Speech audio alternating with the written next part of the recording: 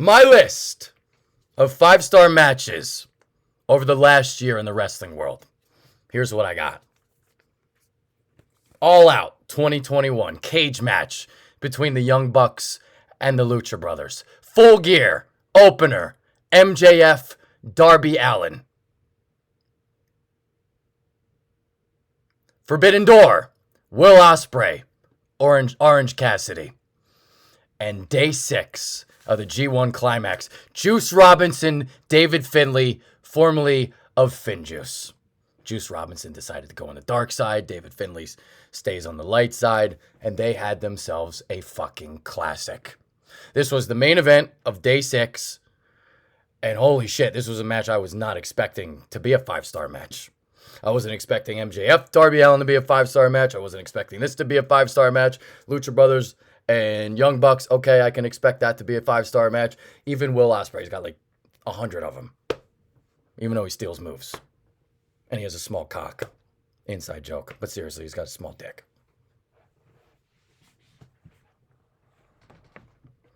This match was beautifully told.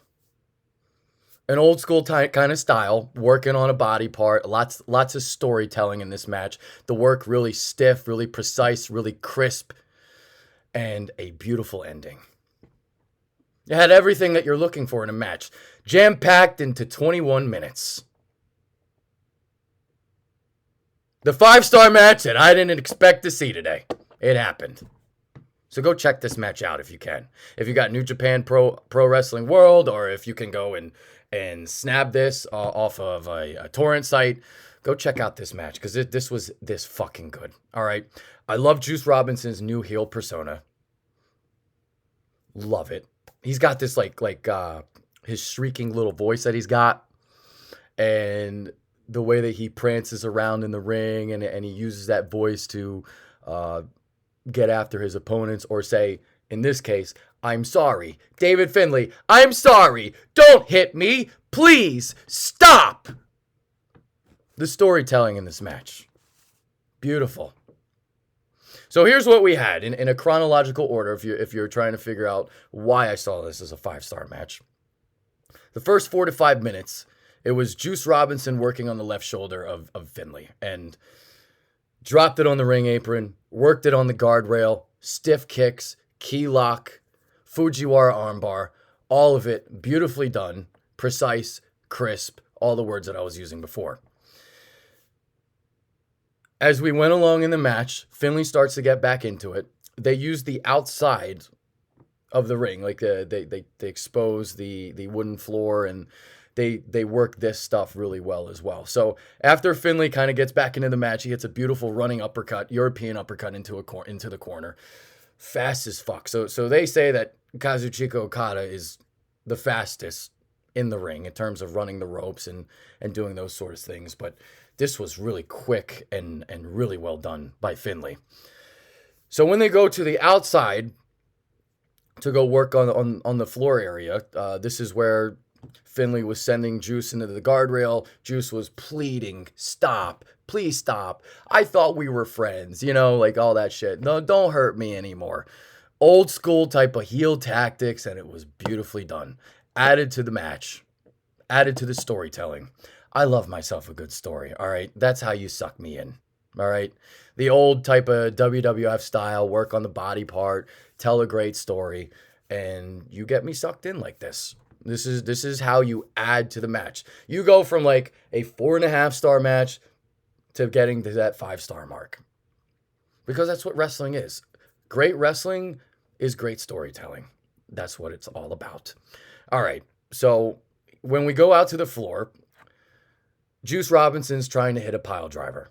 They got the parquet floor, it's exposed. They pull up the mats, on the outside of the ring, and Finlay counters with a backdrop. They go back into the ring, Irish curse backbreaker, big clothesline to the back of the head, and another 2 count. And another kick out. And another kick out, as Kevin Kelly likes to say. Exposed the turnbuckle. Juice Robinson was able to, take the corner pad and fling it out of the way, rams the left shoulder into the ring post. I mean, Finlay was really good in everything that he was doing in terms of the bumping, in terms of the shots that he was taking to the head. The thing that Juice likes to do now is the left hand of God and the punch with the left hand and a punch with the right hand. And the way that he was snapping his head back and doing all that, making it just look that much better. David Finlay is pretty damn fucking good. And he's the son of Fit Finlay, for those of you that don't know, or the Belfast Bruiser if you're a diehard WCW fan.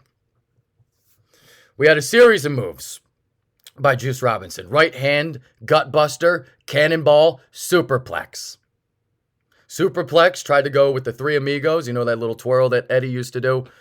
So he twirled into another vertical suplex attempt. They got all the way up, straight up. Finlay counters.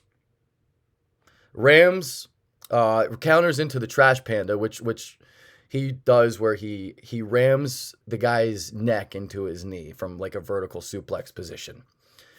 Later on in the match, we go back to the floor. And this is where the pile driver is actually delivered.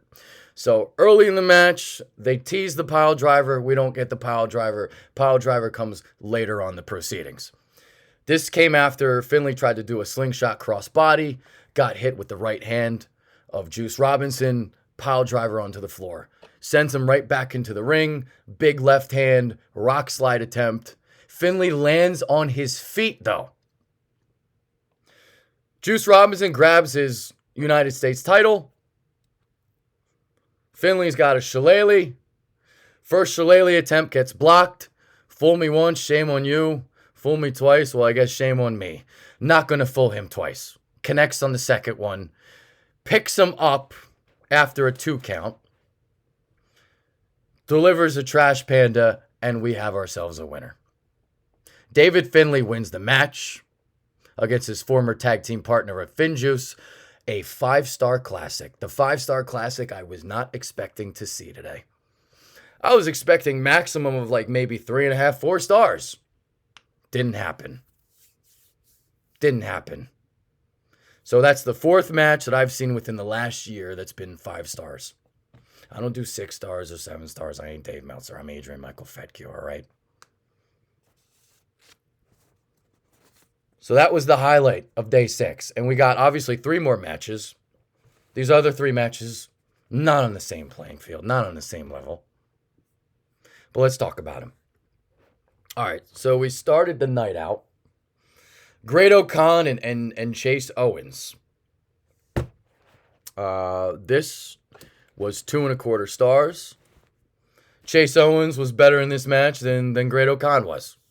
Chase Owens, you know, I know he does a lot of the moves that we've seen throughout, you know, the wrestling landscape. He does the V trigger. He calls it the C trigger. He does the package pile driver.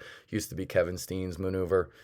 But he was pretty solid in this match. Great-O-Khan, you know, not as much, but I love that Mongolian chop, and I love the little shriek he does. 2.25 stars.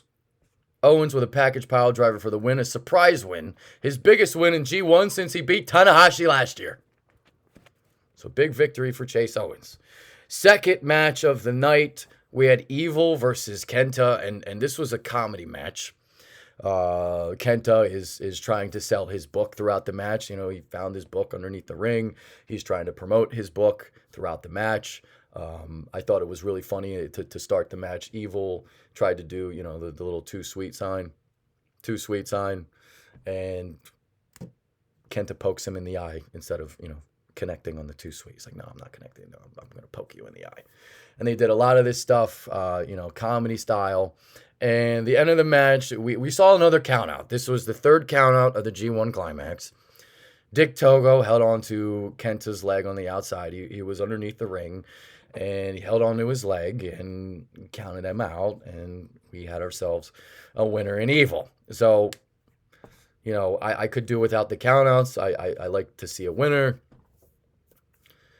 1.5 stars. But it was a cute little comedy match. It was it was kind of fun and you know, funny as fuck, honestly. I enjoyed it.